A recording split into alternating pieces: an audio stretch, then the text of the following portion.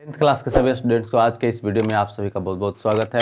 आज हम आपके लिए लेकर के आए हैं एनसीईआरटी बुक से प्रश्नावली 3.1, जिसमें आपको दो चर के समीकरण है। इसमें आपको व्यक्त करना होगा दो समीकरणों के रूप में।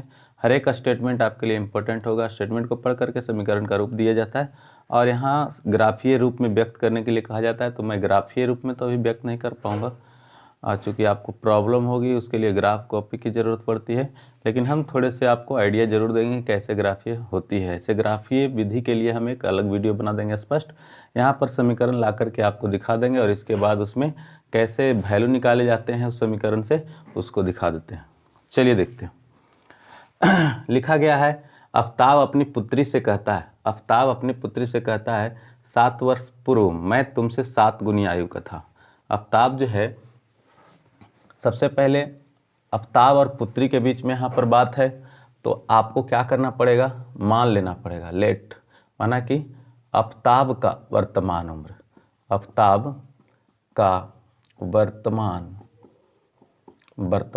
उम्र, तो आफ्ताब का वर्तमान उम्र मान लीजिए x वर्ष है और पुत्री का उसका क्या है, पुत्री का क्या है y वर्ष है। ऐसे करके दोनों का मान लिया जाता है पहले ही, चूँकि दो चर के समीकरण में आप आ गए हैं।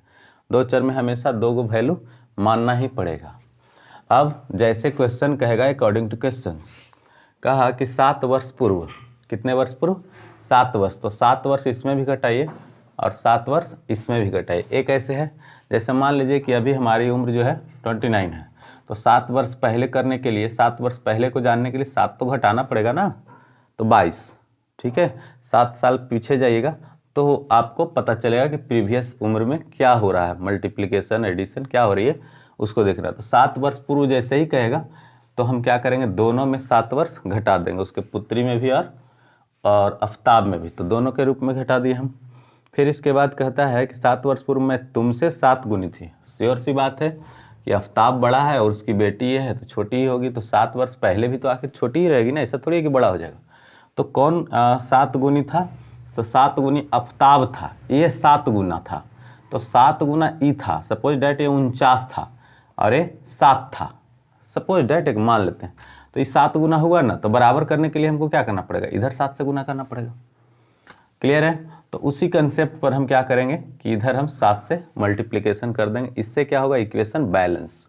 हमने ये क्यों किया, क्योंकि बीच में इक्वल का साइन दे करके हम कंपेयर करते हैं दोनों कंटेंट को, और कंपेयर करने के बाद हमें पता चल जाता है कि कौन सा कंटेंट ज़्यादा बड़ा है। जो बड़ा है उसको तरफ ना मल्टीप्लाई करके या एडिशन करके दूसरे तरफ करते हैं, ताकि दोनों ही इक्वल हो जाएं। तब एक समीकरण आपको गेट होता है, x - 7 हो गया, इधर क्या हो गया 7y माइनस क्या हो गया 49 हो गया। अब 7y को इधर लाइए तो x माइनस हो गया 7y, उधर गए तो माइनस में 49 है, और इस 7 को उधर ले गए तो प्लस में हो गया 7, बराबर कितना हो गया माइनस में 42। तो फाइनली हमें प्राप्त हुआ x - 7y बराबर माइनस में 42। This is my first equation. Clear. Again पुनः है, अब चलेंगे तो पुनः में क्या है कि अब से 3 वर्ष बाद, अब से मैंने वर्तमान उम्र से, इसीलिए मैं वर्तमान उम्र का यहाँ कंडीशन रखा। तो अब से 3 वर्ष बाद मैं तुमसे केवल 3 गुनी रह जाऊँगा ना, 3 गुनी रह जाएगा। तो 3 वर्ष बाद की बात हो रही है, तो x + 3 करिए, दोनों में 3 जोड़ना पड़ेगा, तो 3 हमने दोनों में जोड़ दिया।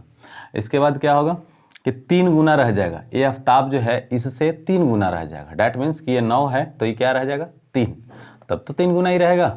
एक एग्जाम्पल हम दिखा रहे हैं, इससे क्या पता चलेगा कि हम किधर मल्टीप्लाई करें, ये स्पष्ट हो जाता है।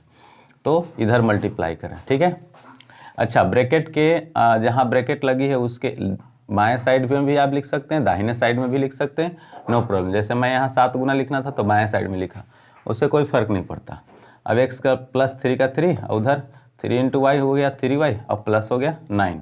अब x माइनस हो गया 3y बराबर हो गया 9, 3 को राइट साइड में ले जाएगा तो -3, तो x माइनस क्या हो गया 3y बराबर हो गया 6। This is your second equation. तो 2 इक्वेशन आपको गेट हो चुके हैं, यही इक्वेशन तक आपको हम छोड़ दे रहे हैं। इसके बाद ग्राफीय मैटर जब बात आएगी तो उसमें हम आपको बताएंगे पूरी तरह से कि ग्राफीय विधि से कैसे हल किया जाता है। कल वाले वीडियो में या आज शाम को ही एक वीडियो आपको छोड़ेंगे जिसमें आपको ये पता चलेगा कि ग्राफीय विधि से इसको कैसे हल किया जाएगा। ठीक है, तो नेक्स्ट हम क्वेश्चन को देखते हैं, इसको आप राइट कर सकते हैं, नोट कर सकते हैं। नेक्स्ट क्वेश्चन की ओर चलते हैं।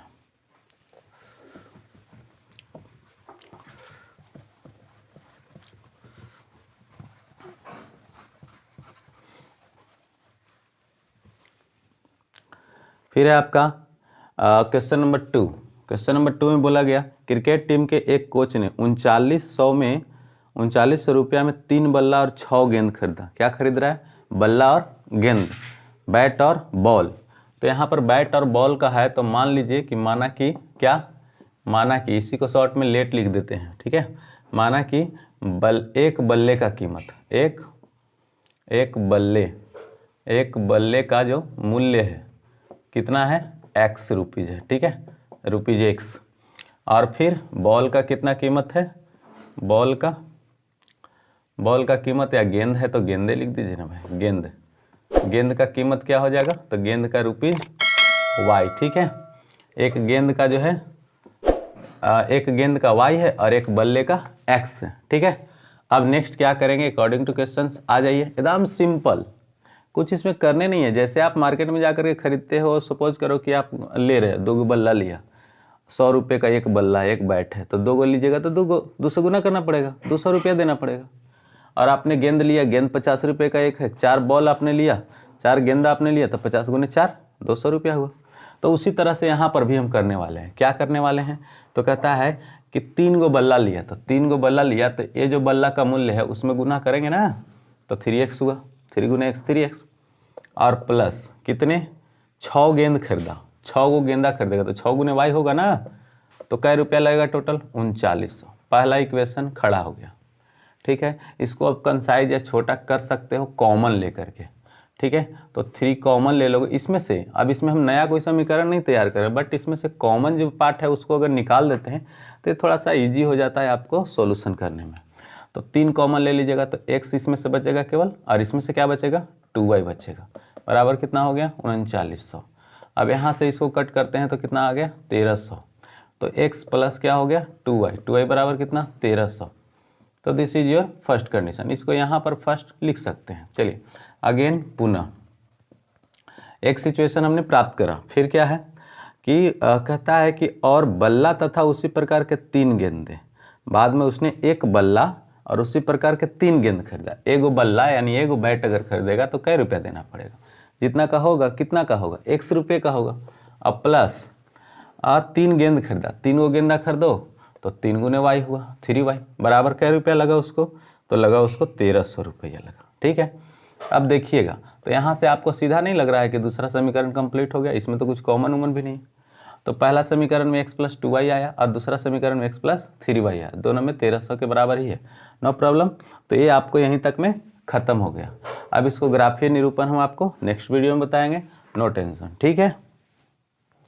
इसको भी आप राइट कर सकते हैं। वीडियो अच्छा लगा तो लाइक करिए, सब्सक्राइब करिए, अपने दोस्तों को शेयर करिए। एक और आपके लिए क्वेश्चन है, उसको ज़रा देखिए।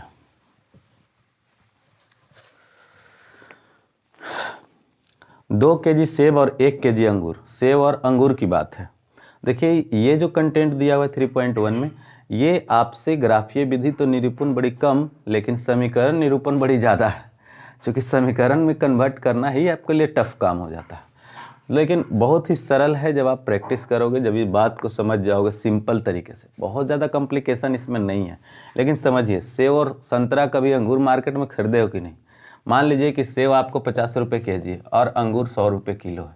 2 kg इसको खरीदोगे तो 2 से गुना करके ही पैसा देगा ना, और 5 kg इसको खरीदोगे तो 5 से गुना करके देंगे पैसा, बात खत्म। Simple philosophy. तो उसी तरह से हमको क्या करना पड़ेगा? लेट लेट में क्या करें? मान लिया क्या कि सेब का रेट क्या है? सेब का रेट तो मान लीजिए 100 रुपये प्रति kg, 1 kg का 100 रुपया लग रहा है। और क्या है? अंगूर, तो अंगूर का कितना लग रहा है भाई? अंगूर का लग रहा है आपको, अंगूर का रेट क्या है? तो अंगूर का रेट है रुपीज़ y पर kg, y रुपये पर kg। अब कहता है कि मूल्य किसी दिन 160 रुपये था। 2 kg सेब अगर कोई खरीदता, प्रश्न के हिसाब से चलिए अकॉर्डिंग टू क्वेश्चंस, कि 2 kg अगर सेब कोई खरीदता तो 2 kg तो x गुने 2 करता ना, अब प्लस 1 kg अंगूर, तो 1 kg अंगूर का तो y रुपया लग रहा है, तो y रुपया, यानी 2x + y बराबर कै रुपया हुआ, 160 हुआ। तो ये आपका पहला कंडीशन है। इसी को थोड़ा सा फ्रेश करके भी लिख सकते हो, ऐसे करके 160 है ना, ये ज़्यादा बढ़िया रहेगा। चलिए इसी को पहला समीकरण मानते हैं। फिर आगे 1 महीने बाद 4 kg सेब और 2 kg अंगूर का मूल्य 300 हो जाता है। 4 kg सेब और 2 kg अंगूर का मूल्य 300 हो जाता है। तो तथा या अगेन भी लिख सकते हैं क्या, 4 kg सेब खरीदेगा 4 किलो तो 4x हुआ, और 2 kg अंगूर तो 2 गुने y हुआ, बराबर कितना लिखेंगे 300। तो ये आपका सेकेंड कंडीशन हो गया। इसमें से कॉमन कुछ पार्ट दिख रहा है, देख रहे हैं 4 और यहाँ 2 है, तो 2 कॉमन कर दिया कीजिए, तो यहाँ हो गया 2x और यहाँ से बच गया y, बराबर कितना हो गया 300। तो 2 से यहाँ से डिवाइड करोगे तो 2 से कितना कट जाएगा 150, ठीक है। तो 2x + y बराबर कितना हो गया 150। This is your second condition. तो यही 3 क्वेश्चन थे और तीनों को समीकरण रूप में हमने व्यक्त कर दिया। इसके बाद जो ग्राफीय निरूपण है वो आपको नेक्स्ट वीडियो में बताएंगे। तब तक के लिए धन्यवाद। वीडियो को अंत तक देखने के लिए बहुत बहुत धन्यवाद। चैनल को सब्सक्राइब करिए, लाइक करिए।